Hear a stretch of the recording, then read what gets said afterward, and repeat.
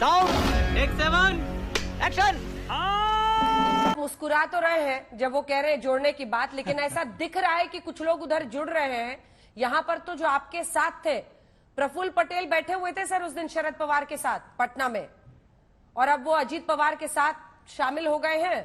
और अजीत पवार तो खैर जो कर चुके हैं वो कर ही चुके हैं, ये तस्वीर भी हम दिखा रहे हैं। प्रफुल्ल पटेल उस दिन बैठे हुए थे। आपका कुनबा क्या बिखर रहा है, उद्धव ठाकरे से लेकर शरद पवार का कुनबा। देखिए, कुछ दिनों पहले तक था बीजेपी का झूठ सबसे मजबूत, लेकिन अब वो झूठ बेनकाब हो चुका है।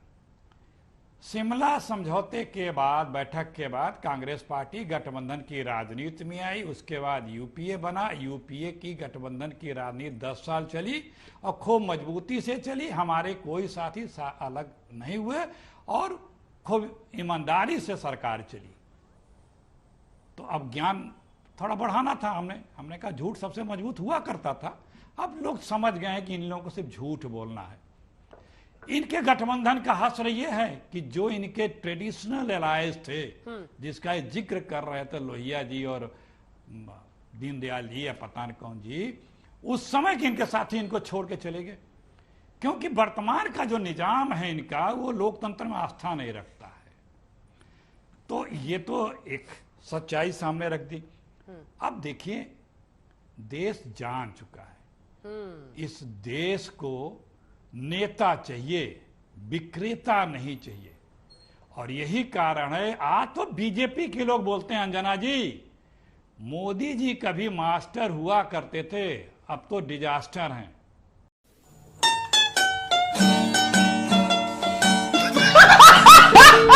जनता बोल रही है, बीजेपी के लोग बोल रहे हैं, जर्नलिस्ट बोल रहे हैं, क्योंकि कौन सी चीज सही बोलते हैं बताइए ना। आप बता दीजिए, मोदी जी पिछले 9 वर्षों से जिन चीजों का जिक्र किया, महंगाई, बेरोजगारी, कानून व्यवस्था, डॉलर, रुपया, 100 स्मार्ट सिटी, गंगा मैया की सफाई, काशी क्योटो, दाऊद, सब चीजों का कभी मोदी जी ने जिक्र किया? नहीं।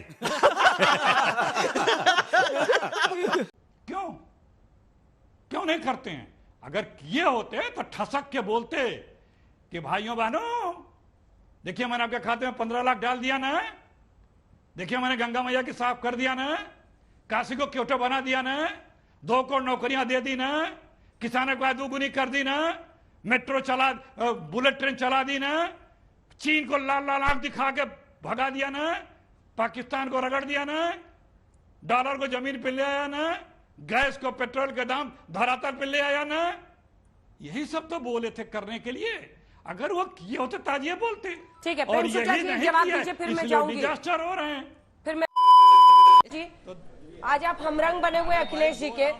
जी जी, हमरंग कैसे बनिएगा उत्तर प्रदेश में हम साथी बनने के लिए? एक सेकंड, जो कोर 3 विषय निकाले गए हैं बैठक के लिए, उसमें तीसरा विषय है सीट शेयरिंग का फॉर्मूला, जिसमें हर राज्य में टीम बनाई जाएगी। जी, कैसे तय होगा? क्या आपका दावा छोड़ देंगे सभी सीटों पर लड़ने से? देखिए सवाल ये, कांग्रेस को, अन्य पार्टियों को, अगर मायावती भी जिधर भी रहती हैं, वो किसको आप टिकट देंगे, सीट देंगे? रुको जरा, सब्र करो। देखिए एक बात तो तय है, आपने देखा होगा विपक्ष की एकता से भारतीय जनता पार्टी बहुत चिंतित है। 2024 में उनकी हार भी सुनिश्चित है, उन्हें इस बात का अंदाजा है। इसीलिए देखो किस तरह की बातें कर रहे हैं, बहकी बातें करते हैं वो। हमारी चिंता कर रहे हैं, विपक्ष की चिंता कर रहे हैं, जबकि उनको चिंता किसकी करनी चाहिए थी अंजना जी? चिंता करनी चाहिए थी कि देश की आज हालत क्या है, उसके बारे में जनता की कोई चिंता नहीं कर रहे हैं, जनता के बारे में सोच भी नहीं रहे हैं, क्योंकि उनको सत्ता की चिंता लगी है। आप महंगाई दर दिखाने लगे अभी आपको। मैं इनसे पूछता हूं कि गरीब व्यक्ति जब घर से अपना झोला लेके 500 का नोट किसी तरह से पॉकेट में डाल के बाजार जाता है, तो उसको टमाटर 150 रुपए खरीदने पड़ते हैं। वो उससे नहीं पूछता कि सर बताइए महंगाई दर क्या है, अभी महंगाई दर क्या चल रही है। उससे 150 रुपए देने पड़ेंगे अगर उसे टमाटर खरीदना है, उसे दाल खरीदना है तो उसे 150 रुपए, 125 रुपए देने पड़ेंगे, तब उसको दाल मिलेगी। अगर उसे मिर्च खरीदना है तो भी उसको 100 रुपए देने पड़ेंगे तो मिलेगी। तो महंगाई आम आदमी के सामने एक डायन की तरह खड़ी हुई है। जिसके बारे में ये बात नहीं कर रहे हैं, जिसके बारे में आपने बोलना नहीं सवाल चाह सुना रहे। क्या? महंगाई का मां बोलने से डरते हैं, टमाटर का टा बोलने से डरते हैं। आपने सवाल सुना क्या मेरा? हेलो, आपको आखिर टॉपिक बताया आखिर गया था इतने कि आज के परेशान डिबेट क्यों का हैं? ये तमाम मुद्दे उठाइए, लेकिन एक बार तो अरे टॉपिक मैं पे बता, बोल मैं दीजिए आपके ना। टॉपिक पे, अरे मैं 17-18 आ रहा जुलाई हूं। को विपक्षी एकता अरे की जो टॉपिक बैठक पे बोलूंगा। अच्छा, कब? पूरा अरे फुटेज मैं खा टॉपिक लीजिएगा पे उसके बोलूंगा, बाद। लेकिन जनता को पता चले तो कि भारतीय जनता पार्टी टॉपिक पे नहीं रहती है। अरे हम तो टॉपिक पे ही रहेंगे, अभी आ जाएंगे 30 सेकंड में टॉपिक पे, लेकिन भारतीय जनता पार्टी तो 9 साल में अपने टॉपिक पे नहीं आई। जी, अब विषय पे तो 9 साल से नहीं आई वो। हम तो अभी 30 सेकंड में आपके विषय पे आ जाएंगे कि आपका सवाल यह है कि विपक्ष की एकता कैसे होगी, आपका सवाल है कि आपस में सीट का समन्वय कैसा होगा, यही तो आप जानना चाहते हैं ना। हाँ। तो मैं भारतीय जनता पार्टी से पूछना चाहता हूं कि विपक्ष के वैचारिक मतभेद हो सकते हैं, लेकिन मनभेद नहीं है, क्योंकि राष्ट्र के मुद्दों पे हम सब एक हैं। और वो जो आप सीट शेयरिंग की बात कर रहे हैं या आप कह रहे हैं कैसे होगा, वो होगा, तय होगा, इसमें कोई दो राय नहीं है। उसका कोई ना कोई रास्ता, अभी दूसरी मीटिंग होने जा रही है, मीटिंग होगी, मीटिंग में नेता गण बैठेंगे, वो अपनी चर्चा कर लेंगे, किसको कहां कैसे तय होगा, कौन कहां कैसे लड़ सकता है, किसके कहां कैसे व्यवस्था हो सकती है, वो एक अलग मसला है। पहले हमारी विपक्ष की मीटिंगें हो रही, वो मीटिंगों में तय होगा। भारतीय जनता पार्टी क्यों चिंता है कि कौन कहां से लड़ेगा नहीं लड़ेगा? भारतीय जनता पार्टी तो बहुत मजबूत है, कहती है, उससे तो विपक्ष की चिंता ही नहीं होनी चाहिए। वो हमारी एकता से परेशान होके वो अपनी एकता खोजने लगे। वो वहां जल्दी जल्दी महाराष्ट्र में गए, बढ़िया हमको और जल्दी गठबंधन बनाने, एनसीपी तोड़ के लाओ, जल्दी से आओ, क्योंकि हमको अपना कुनबा बड़ा करना है, क्योंकि विपक्ष का कुनबा बहुत बड़ा हो गया, उसको जनता का सपोर्ट है। हाँ, बीजेपी के पास जनता का सपोर्ट नहीं है तो नेताओं का सपोर्ट लेने लगे, विधायकों का सपोर्ट लेने लगे, मुख्यमंत्री उपमुख्यमंत्री बनाने लगे। लेकिन वो भूल गए हैं कि नेताओं को तोड़ने से कभी सरकारें नहीं बनती हैं। सरकार जब चुनाव होता है तो जनता वोट देती है। जनता इनसे दूर भाग चुकी, क्योंकि जनता की बात नहीं करना चाहते। वही मैं आपसे बताना चाहता हूं। अब बिहार में चिराग पासवान के लाने की कोशिश करेंगे। अभी जो पुराने दल इनके चले गए, जो छोड़ के जो इनके कभी गठबंधन में हुआ करते थे, उनको देखना किस। Wow beautiful. थोड़ा समय दीजिएगा। सबसे पहले मैं बारिश भाई के शान में कुछ कहना चाहता हूं। बड़े दुखी इरशाद लग रहे हैं बारिश भाई। आप भले एक जिले की राजनीति आपकी पार्टी करती हो और आपके पास कुल मिला के 1-2 एमपी हैं, 2-3 एमएलए जो भी हों, और आप कहते हैं हमको अनटचेबल लोग मानते हैं। आप बेफिक्र रहिए, नेशनल पार्टी के बराबर आपका दर्जा है। कहीं आप लड़े या न लड़े, वहां के चुनाव में रेगुलर आप चैनलों पे बुलाए जाते हैं और आपको वहां बुलाया जाता है और आप बड़ी महत्वपूर्ण भूमिका भी निभाते हैं। तो आप अनटचेबल नहीं हैं, आपकी भूमिका बहुत बड़ी है और आप बड़ी बखूबी वो भूमिका निभाते भी हैं। तो इसलिए आप अपने आप को छोटा ना समझें। आप जो कर रहे हैं बीजेपी के लिए वो काफी बड़ा काम करते हैं आप। और कुछ भी हो, आपका दावा अजीत पवार ने बड़ा काम किया, मजबूत उसके रहता बारे है। में नहीं बोल रहे, नेशनल मेरे बारे में पार्टी बोल के रहे हो। बराबर हमारे दूसरी दूसरी बात सुनिए। देखिए अंजना जी, ये जो है ना एनडीए, नेशनल डिजास्टर अलायंस, अब किसी क्षणिक स्वार्थ के लिए या अपने आप को बचाने के लिए कोई कहीं जा जरूर सकता है, कुछ पद भी पा सकता है और अपने सुरक्षा के लिए जा सकता है। क्योंकि बीजेपी का नाम तो है नेशनल डिजास्टर अलायंस, एनडीए। अच्छा बात नहीं है। लेकिन इसके असली अलायंस पार्टनर जो है वो है ईडी, वो है सीबीआई, वो है इनकम टैक्स। और देखिए डिस्कोर्स कितना बदल गया है। इन संविधान को कुचलने वाली सरकार के ऊपर बहस नहीं हो रहा है कि वहां पे किस तरह से संविधान को रौंदा जा रहा है, किस तरह से कानून हाथ में लिया जा रहा है, किस तरह से मिसयूज किया जा रहा है। बात यहां हो रही है, सवाल किया जा रहा है कि आपकी पार्टी तो टूट गई, लोग क्या कहेंगे, क्यों वहां चले गए। अरे आज संविधान को जो रौंद रहा है उसको, उस पर किसी को चिंता नहीं है कि इसी से बचाने के लिए तो देश के लोग इकट्ठा हो रहे हैं। और जहां जहां बीजेपी, कई बार दोहरा चुका, फिर दोहरा रहा हूं, जहां जहां चुनाव होगा अंजना जी, बीजेपी 1/4 टूटेगी। कर्नाटक में टूटी थी, मध्य प्रदेश, राजस्थान में भी, छत्तीसगढ़ में कुछ थोड़ा बहुत टूटने, बड़े लोगों के टूटने का आ चुका है। चुनाव आने दीजिए, बहुत अच्छे तरह से बीजेपी टूटेगी, क्योंकि उसे पता है कि अब झोला उठाने का साहब का समय आ गया है और वहां लोकतंत्र नहीं है, वहां भी लोग घुटन में हैं। और 24 आते आते दिल्ली में बीजेपी में काफी बड़े पैमाने पर लोग बीजेपी छोड़ेंगे। और ये जो कर रही है ना बीजेपी, जो तोड़ रही है, जो संविधान को मरोड़ रही है, रौंद रही है, उसे सिर्फ पावर चाहिए।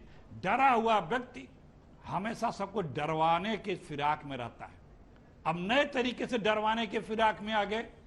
जीएसटी के अंदर पीएमएलए में जीएसटी को ला रहे हैं कि भैया तुम नहीं डर रहे थे, तुम भी डरवाओ।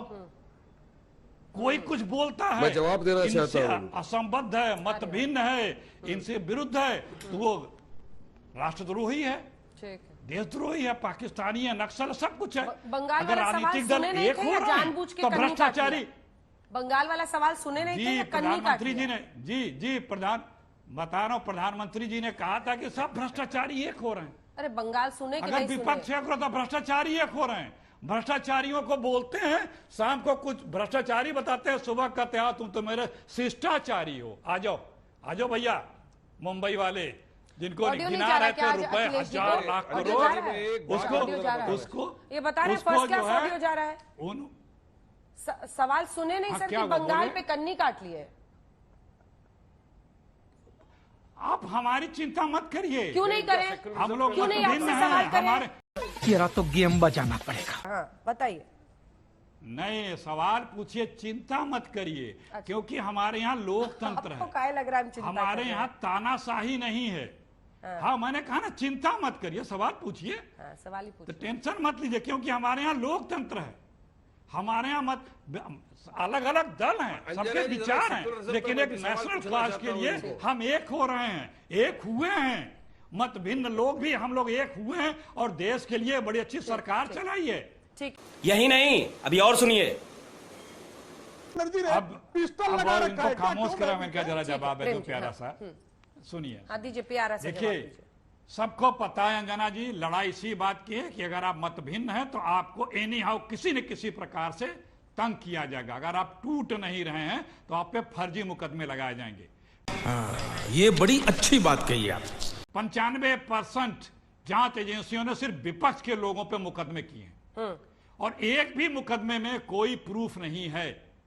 इसमें भी राहुल गांधी पे सिर्फ बीजेपी के लोगों ने ही क्यों, जिनका उस शब्द से, उस व्याख्या से कोई लेना देना नहीं है, बीजेपी के लोगों ने मुकदमे किए हैं। ठीक है। क्यों?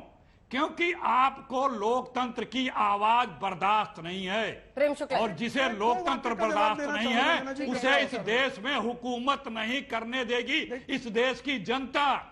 और गाली देना और गाली खाना हमारे साहब से ज्यादा कौन जानता है, कौन दिया है? भाई साहब, प्रियंका जी की एक बोली में मुंह बंद हो गया था, क्योंकि उस परिवार के लिए बीजेपी के नेताओं ने कितनी गालियां दी हैं, उसके लिए तो पूरा ग्रंथ, बड़ी मोटी किताब छपानी पड़ जाएगी। तो ये मुखड़ा और दुखड़ा, ये मुखड़ा और दुखड़ा, ये जनता पहचान चुकी है। आप कुछ भी बोलो, ये नहीं सुनने वाला। अखिलेश जी देखिए मुझे अनुराग जी के पास भी जाना है। प्रेम जी ये दुखड़ा और प्लीज अखिलेश जी आप आएंगे 10 सेकंड के लिए, तो फिर क्या बोल पाएंगे? चलिए अनुराग जी आप पहले बोल लीजिए, फिर प्रेम जी से मैं जवाब दूंगी, लेकिन अब टाइम कम है अनुराग जी। हाँ देखिए आजकल हालत ये हो गई, अगर किसी से पूछो क्या हाल है तो कहता है आजकल हाल इतनी खराब है कि टमाटर नहीं खरीद सकते। मैंने टमाटर से आदमी की हालत का अंदाजा लगा सकते हो। भारतीय जनता पार्टी के प्रवक्ता की बात आपने सुनी, कहते हम चुनाव रैली में लग गए। अरे चुनाव रैली में तो आप लगे रहोगे, बट जनता की समस्या का समाधान कब करोगे? फिर कहे पीएम का चेहरा कौन होगा, आपने ही पूछा सवाल। तो मैं कहता हूं हमारे यहाँ लोकतंत्र है, हमारे यहाँ सारे प्रतिनिधि चुन के आएंगे। सही पकड़े हैं। खत्म, bye bye, tata, goodbye, गया।